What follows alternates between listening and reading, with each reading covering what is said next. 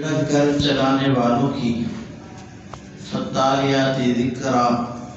پھر قسم ہے قرآن کی تلاوت کرنے والوں کی۔ ان تین قسموں کو ذکر کرنے کے بعد پھر آگے چوتھی آیت میں فرمایا ان الہکم لواحد، بے شک تم سب کا خدا ایک خدا ہے۔ رب السماوات والارض وما بینہما، وہ ایک خدا تمام آسمانوں تمام زمینوں جو کچھ ان کے درمیان ہے ان کا، اور مشارق سب کا وہی پروردگار ہے، یعنی آسمانوں کا رب بھی وہی ہے، زمین کا بھی وہی ہے، آسمانوں اور زمین کے درمیان جو کچھ ہے اس کا رب، اس کا خالق، اس کا معبود بھی وہی ہے، اور سورج کے طلوع ہونے کے مقامات ان کا رب بھی وہی ہے۔ گویا کہ ہر جہت اور ہر سمت کا وہی رب ہے۔ ان 5 آیات کے حوالے سے میں چند گزارشات پیش کر کے پھر آگے بڑھتا ہوں انشاءاللہ۔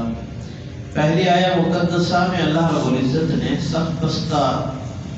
لوگوں کی قسم اٹھائی۔ اب صف باندھنے والے لوگ ان سے کون مراد ہے؟ اس سلسلے میں مفسرین نے 3 طرح کے اقوال ذکر فرمائے ہیں۔ ایک قول تو اس سلسلے میں مفسرین نے یہ بیان کیا کہ اس سے مراد فرشتوں کی صفیں ہیں، اور اللہ رب العزت کی بندگی کے لیے جو وہ صف بستہ ہوتے ہیں اللہ کریم نے ان کی قسم کھائی۔ اور دوسرا قول اس سلسلے میں یہ ہے کہ اس سے مراد علماء فقہا وہ ہیں، اور علماء اور فقہا جو کہ نمازوں میں تہجد میں وہ صف بستہ ہو کے اللہ کی بندگی کر رہے ہوتے ہیں، یہاں اس گروہ کی قسم کھائی گئی ہے۔ جبکہ تیسرا قول مفسرین نے اس سلسلے میں یہ بیان کیا کہ اس سے غازیوں کی صفیں مراد ہیں جو اللہ کی راہ میں جہاد کرتے ہوئے صفیں باندھتے ہیں، اور وہ صف بستہ ہو کر اللہ رب العزت کے دشمنوں اور دین کے دشمنوں کے خلاف سیسہ پلائی ہوئی دیوار بن جاتے ہیں، تو یہاں وہ لوگ مراد ہیں۔ اب اگلی جو آیت مقدسہ فالزاجرات زجرا، اس میں پھر ان 3 اقوال کے اعتبار سے اس کا مفہوم وہ بھی میں عرض کر دیتا ہوں۔ اس آیت کا مفہوم یہ ہے فالزاجرات زجرا، پھر قسم ہے جھڑک کر چلانے والوں کی۔ اب اگر اس سے فرشتے مراد ہوں جو پہلی آیت مقدسہ میں سب بستہ ہم نے لوگوں کی قسم کے بارے میں جو سنا، تو اس سے پھر بادلوں پر مقرر فرشتے مراد ہوں گے جو بادلوں کو ہانک کر ایک جگہ سے دوسری جگہ تک لے جاتے ہیں، انہیں جھڑک کے لے جاتے ہیں۔ اور دوسرا جو ہم نے اس سلسلے میں قول سنا کہ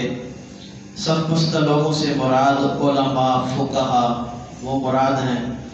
اور پھر فالزاجرات زجرا کا مفہوم یہ ہوگا کہ موقع محل کی مناسبت سے اہل علم واعظ و نصیحت کرتے ہوئے عامت الناس کو جو ڈانٹ ڈپٹ کے کوئی چیز بیان کرتے ہیں تو پھر اس جانب اشارہ ہوگا۔ اور تیسرا جو ہم نے قول پڑھا غازیوں کی صفیں، جو ہم نے اس بارے میں قول سماعت کیا، تو پھر مفہوم یہ ہوگا کہ وہ اپنے گھوڑوں کو دشمنوں پہ حملہ کرنے کے لیے جو انہیں جھڑک کے ہانک کے لے کے چلتے ہیں دوڑاتے ہیں، تو پھر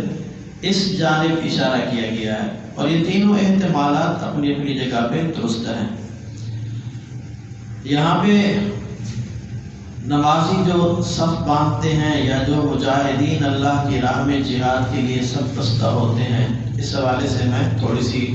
وسیع تفصیل عرض کرتا چلوں۔ نبی اکرم سرور دو عالم صلی اللہ علیہ وسلم نے ہمیں حکم دیا کہ نماز پڑھنے کے لیے جب تم کھڑے ہوا کرو تو اپنے صفوں کو خوب سیدھا کر لیا کرو، کیونکہ صفوں کو سیدھا کر لینا، درمیان میں خلل اور فاصلہ نہ چھوڑنا، یہ نماز کے حسن میں سے ہے۔ اور صفیں اگر درمیان سے منقطع ہوں تو اس سلسلے میں آپ علیہ السلام نے سخت وعیدیں بھی ارشاد فرمائی، ناراضگی کا اظہار فرمایا۔ کہ درمیان میں کوئی خلل نہیں چھوڑنا چاہیے، تو ہمیں پابند کیا کہ سد الخلل، کہ تم درمیان میں جو خلا ہو دو نمازیوں کے درمیان اسے تم بند کر دیا کرو۔ اس لیے تاکیداً کہا جاتا ہے جی آپ آپس میں مل جائیں، کندھے سے کندھا ملا لیں، کیونکہ کندھے سے کندھا ملا کے ہم کھڑے ہوں گے تو ایسے لوگ اللہ کو بھی پسند ہیں، اللہ کے رسول کو بھی پسند ہیں، اور اللہ رب العزت ان سب بستہ لوگوں کی قسم ارشاد فرماتا ہے۔ اور جو اللہ رب العزت کی راہ میں جہاد کرنے والے لوگ ہیں تو ان کے بارے میں قرآن عزیز کے اندر اللہ رب العزت نے ارشاد فرمایا 28ویں پارے کے اندر، سورہ صف ہے، یہ سورہ صافات ہے، 28ویں پارے کے اندر سورت ہے، اور اس سورت کا نام ہی سورہ صف ہے۔ اور اس کا نام سورہ صف کیوں رکھا گیا، اس کی حکمت بھی آپ یہ آیہ مقدسہ اس کی سماعت کریں گے تو انشاءاللہ آپ کے سامنے واضح ہو جائے گی۔ اللہ جل مجدہ الکریم نے ارشاد فرمایا ان اللہ یحب الذین یقاتلون فی سبیلہ صفا، بے شک اللہ ان لوگوں سے محبت کرتا ہے جو اللہ کے راستے میں یوں صف باندھ کے جہاد کرتے ہیں، کأنہم بنیان مرصوص، گویا کہ وہ سیسہ پلائی ہوئی دیوار ہیں۔ اب سیسہ پلائی ہوئی دیوار کی مانند سب باندھ کر اللہ کی راہ میں جہاد کرنے والوں کے بارے میں رب تعالی نے فرمایا کہ اللہ ان سے محبت فرماتا ہے، وہ اللہ کے محبوب لوگ ہیں۔ تو یہاں پر بھی جن مقدس لوگوں کی صف کا تذکرہ ہے ان سے مراد غازیان اسلام ہیں، اور اس آیہ مقدسہ وصافات صفہ میں بھی 3 احتمالات اور 3 اقوال میں سے ایک قول یہی ہے کہ اس سے غازیان اسلام مراد ہے۔ پھر آگے تیسری آیت میں اللہ کریم نے قرآن کی تلاوت کرنے والوں کی قسم کھائی۔ قرآن عزیز کی تلاوت ایک مقدس ترین عبادت ہے، اعلیٰ ترین عبادتوں میں سے ایک عبادت ہے۔ ایک حدیث پاک کا مفہوم ہے کہ تم اپنی آنکھوں کو بھی اللہ کی عبادت میں سے جو ان کا حصہ ہے وہ دیا کرو۔ پھر کسی نے عرض کی کہ حضور وہ اللہ کی عبادت میں سے آنکھوں کا حصہ کیسے دیا جائے گا؟ تو آپ علیہ السلام نے فرمایا کہ قرآن کریم کو دیکھ کے پڑھنا، گویا تدبر و تفکر اور غور و خوض کر کے قرآن کو دیکھ دیکھ کے جو ہم پڑھتے ہیں، ہم اپنی آنکھوں کا جو استعمال کرتے ہیں، یہ گویا آنکھوں کو اللہ کی عبادت میں سے ہم اس کا حصہ دے رہے ہوتے ہیں۔ اور ایک اور حدیث پاک کا مفہوم ہے کہ قرآن عزیز کو زبانی پڑھنے پر 1000 نیکیاں ملتی ہیں، دیکھ کے پڑھنے پر 2000 نیکیاں ملتی ہیں۔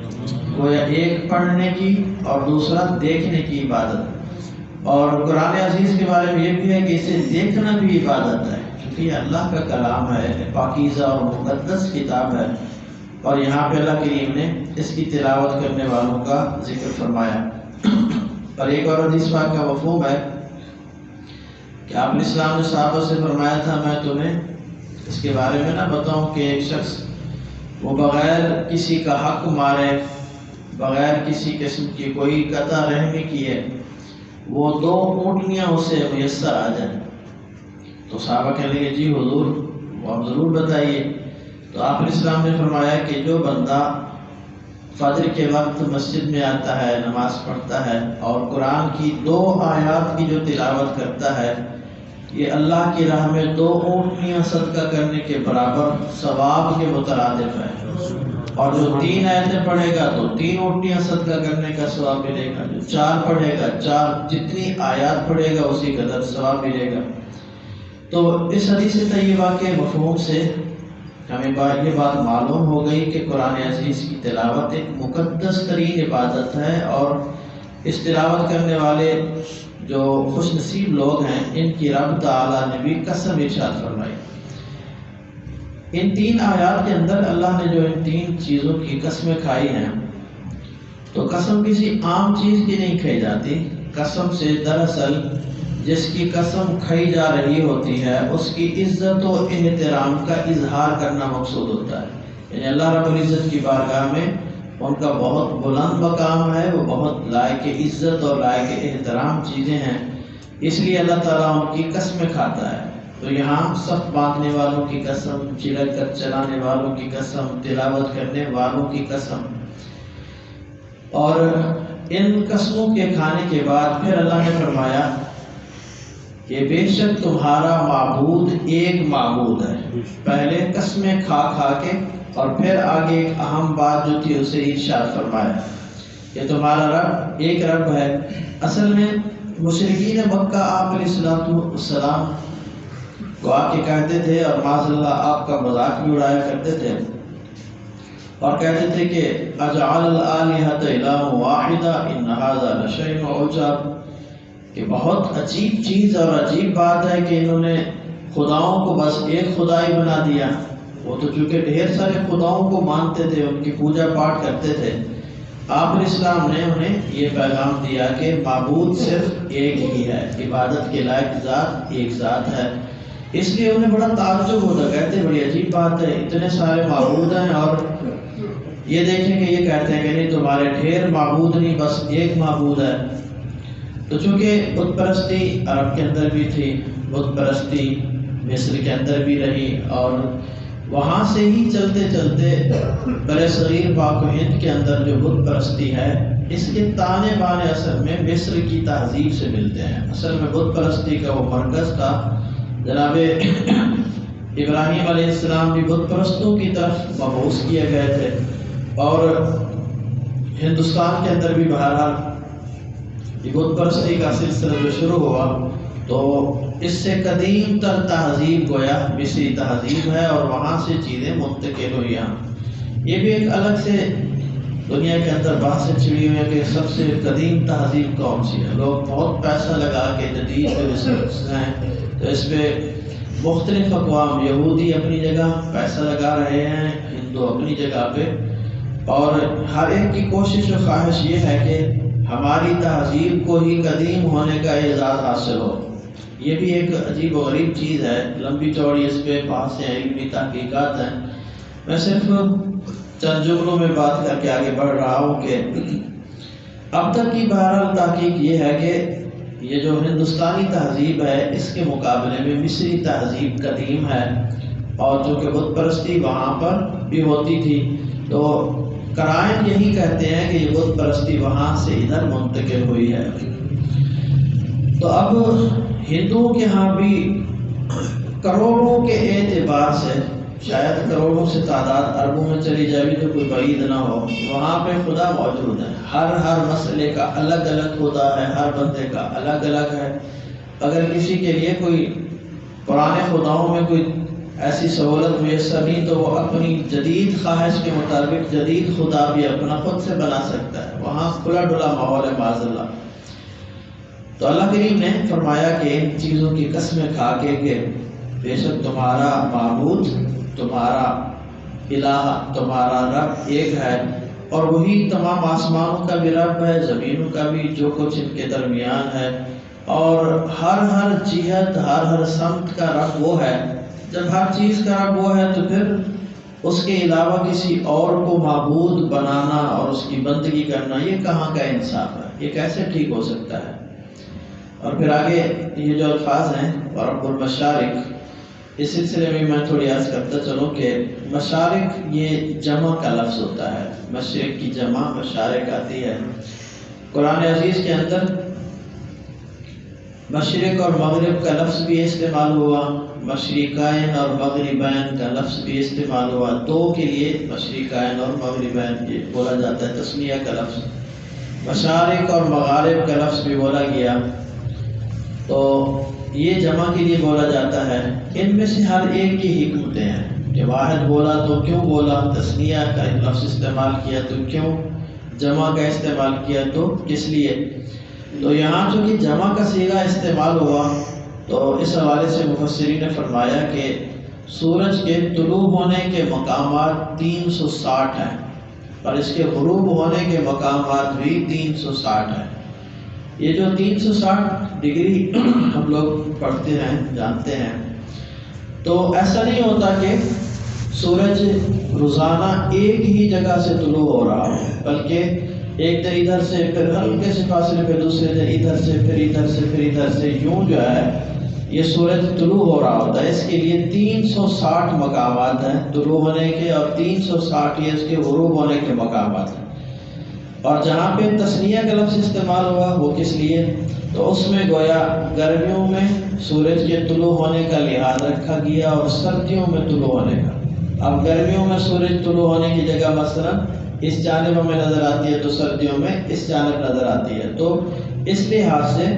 مشرقین کا لفظ استعمال ہوا، اور جہاں صرف مشرق اور مغرب کہا گیا وہاں صرف جہت کا ہی تذکرہ کیا گیا کہ سورج کے نکلنے کی ایک جہت ہے مشرق اور ایک ہی جہت ہے اس کے غروب ہونے کی۔ تو یہاں پر اللہ کریم نے فرمایا کہ مشارق کا رب وہ ایک ہی تمہارا معبود اور تمہارا ایک ہی خدا ہے، اور اس کے علاوہ کوئی اور عبادت کے لائق نہیں ہو سکتا۔ پھر اگلی آیات کے اندر اللہ رب العزت نے فرمایا اِنَّا زَيَّنَّا السَّمَاءَ الدُّنْيَا بِزِينَةٍ الْكَوَاكِبِ، بے شک ہم نے جو سب سے نچلا آسمان ہے اسے ستاروں کے ذریعے سے مزین فرمایا ہے، ستاروں کے سنگار سے گویا ہم نے اسے آراستہ کیا ہے۔ وَحِفْظًا مِّن كُلِّ شَيْطَانٍ مَارِدٍ، ہر سرکش شیطان سے حفاظت کرنے کے لیے۔ گویا کہ اللہ کریم نے آسمان دنیا جو سب سے نچلا آسمان ہے اس کو ستاروں سے مزین فرمایا، تو پہلی حکمت تو گویا یہی ٹھہری کہ ستارے اس آسمان میں اللہ نے کیوں نصب فرمائے، جس طرح ایک خوبصورت چادر میں موتی وہ جڑے ہوئے ہوتے ہیں، ایسے لگتا ہے کہ آسمان کے اندر یہ ستارے جیسے جڑے ہوئے ہوں۔ ایک تو خوبصورتی کے لیے، بناؤ سنگار کے لیے کہ اللہ کریم خود جمال کو پسند فرماتا ہے، اور بندوں کے اندر بھی جمالیاتی حص اور ذوق اللہ نے رکھا ہے۔ تو پہلی حکمت یہ بیان فرمائی کہ آسمان کو ہم نے مزین کرنے کے لیے ستارے نصب فرمائے، اور دوسری حکمت یہ بیان فرمائی کہ یہ سب سے نچلے آسمان، اس کے پاس جو ستاروں کی خوبصورت ہمیں یہ جو ایک لڑیاں سی محسوس ہوتی ہیں اور بکھرے ہوئے جس طرح موتی ہوتے ہیں، ایسے جو ہمیں یہ کہکشائیں نظر آتی ہیں، کیوں ہیں؟ تو فرمایا سرکش شیطانوں سے حفاظت کے لیے۔ اصل میں شیاطین آپ علیہ السلام کی بعثت سے پہلے ایک دوسرے کے اوپر سوار ہوتے ہوتے چڑھتے چڑھتے آسمان دنیا کے قریب پہنچتے، اور کان لگا کے فرشتوں کی جو باتیں ہوتی وہ آپس میں جو بات کرتے تو یہ سنتے، پھر آ کے کاہنوں نجومیوں کو وہ باتیں آ کے بتاتے، اور وہ معاذ اللہ غیب کا دعویٰ کر کے اپنی طرف سے کچھ جھوٹ سچ ملا کے لوگوں کو بتاتے، اور کبھی تکے سے کوئی بات ٹھیک نکل آتی تو لوگ کہتے ہیں ہاں معاذ اللہ یہ تو غیب جانتے ہیں، حالانکہ وہ غیب کوئی نہیں جانتے تھے، اور ان کے شیطان آ کے ان کے کانوں میں جو بات پھونکتے وہ کاہن اور نجومی آگے لوگوں کو بتاتے۔ اب اللہ رب العزت نے ان شیاطین کو فرشتوں کی بات سننے سے روکنے کے لیے جو آسمان دنیا ہے تو اسے ستاروں سے جو مزین فرمایا، تو اب آگے ارشاد فرمایا اگلی آیت میں کہ لا یسمعون الی الملأ الاعلی، یہ فرشتوں کی بات یہ شیاطین نہیں سن سکتے، ملأ اعلی مقرب فرشتے جو ہیں ان کی باتوں کو یہ اب شیطان نہیں سن سکتے۔ وَيُقْذَفُونَ مِن كُلِّ جانب، انہیں ہر طرف سے مارا جاتا ہے۔ اور پھر آگے مزید 2 آیات وہ بھی اسی سے متعلق ہیں، دُحُورًا وَلَهُمْ عَذَابٌ وَاصِبٌ، انہیں ہٹانے کے لیے اور ان کے لیے دائمی عذاب ہے، ان شیاطین کے لیے دائمی عذاب ہے۔ إِلَّا مَنْ خَطِفَ الْخَطْفَ، سوائے اس کے کہ جو ایک آدھ بار سن لے فَأَتْبَعَهُ شِهَابٌ ثَاقِبٌ، تو ایک چمکتا ہوا انگارہ اس کے پیچھے لگ جاتا ہے۔ ان آیات کا خلاصہ اور مفہوم یہ ہے کہ یہ شیاطین آسمان دنیا کے قریب پہنچ جاتے، اور آسمان دنیا پر موجود فرشتے جو بات کر رہے ہوتے تو یہ انہیں سننے کی کوشش کرتے۔ تو اللہ رب العزت نے اب آسمان دنیا کو ستاروں سے جو مزین فرمایا، تو پھر ان کی ایک ڈیوٹی یہ لگا دی کہ جب یہ شیطان قریب آنے لگے تو پھر ان کو وہ انگارے کی طرح، کئی دفعہ ابھی پچھلے دنوں اخبار میں آپ نے سنا ہوگا کراچی میں ایک شہابیہ گرا اور اس کی ویڈیو بھی وائرل ہوئی تھی، یہ جو شہاب ثاقب ہوتا ہے، لفظ شہاب ہوتا ہے تو چمکتا ہوا انگارہ، شہاب انگارہ، اور ثاقب کا مطلب چمکتا ہوا۔ تو یہ دراصل وہ آسمان سے ستارے ٹوٹ کے اس کے پیچھے لگ جاتے ہیں۔ جو شیطان قریب پہنچنے کی کوشش کرتے ہیں تو یہ گویا قدرت کی طرف سے ایک میزائل ہے جو ان کا تعاقب کرتے ہیں، کہ پیچھے لگتے ہیں۔ اور بعض روایت میں آتا ہے کہ جس شیطان کو وہ جو شہاب ثاقب ہے وہ جا کے لگتا ہے تو وہ پاگل ہو جاتا ہے، یعنی اس کا حواس سلامت نہیں رہتا، اس کا دماغ ٹھیک نہیں رہتا۔ اب یہ ان کی عارضی سزا ہے کہ انہیں وہاں سے بھگانے کے لیے میزائلوں کی گویا بوچھاڑ کر دی جاتی ہے، اور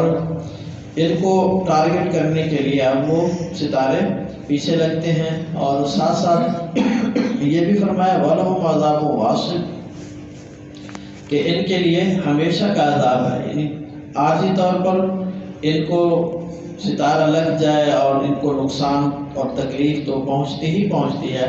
لیکن مستقل طور پر ان شیاطین کے لیے اللہ نے عذاب بھی تیار کر رکھا ہے، اور قیامت والے دن ان کو اس عذاب سے دوچار ہونا پڑے گا۔ تو آج کے ہمارے درس میں مجموعی طور پر سورہ صافات کی ابتدائی 10 آیات تھیں۔ پہلی چند آیات میں اللہ کریم نے چند گروہوں کی قسمیں کھائیں، اور قسمیں کھا کے ان کی عزت و احترام کو اجاگر بھی کیا گیا۔ پھر اللہ کریم نے اپنی وحدانیت کا اعلان فرمایا، اور پھر اس کے بعد خالق و مالک نے آسمان دنیا کو جو ستاروں سے مزین فرمایا اس کا تذکرہ ہوا، اور شیاطین میں سے جو سرکش شیطان وہ آسمان دنیا کے قریب جا کے باتیں سننے کی کوشش کرتے کہ فرشتے کیا بات کر رہے ہیں، تو اب شہابیوں نے جو جا کے لگتے تھے ان کا پھر تذکرہ ہوا، اور ساتھ بتایا گیا کہ ان شیاطین کے لیے دائمی عذاب ہے، اور جو شیطان کے راستے پہ چلنے والے لوگ ہوں گے جو ان کی بات مانیں گے ان کے لیے بھی پھر شیاطین کے ساتھ ہی ٹھکانہ ہوگا۔ اللہ تعالی ہمیں ان لوگوں میں شامل فرمائے جن کے لیے اللہ کریم نے صف بستہ ہونے کی قسم کھائی ہے، جو صف باندھنے والے لوگ ہیں۔ اور پھر خصوصاً اللہ رب العزت نے جو قرآن عزیز کی تلاوت کرنے والے لوگ ہیں ان کا ذکر کیا۔ اللہ تعالی ہمیں بھی کثرت سے قرآن عزیز کی تلاوت کی توفیق بھی دے، اس کی سمجھ بوجھ بھی نصیب فرمائے، اور عمل کرنے کا جذبہ و توفیق عطا فرمائے۔ وَمَا عَلَيْنَا إِلَّا الْبَلَاغُ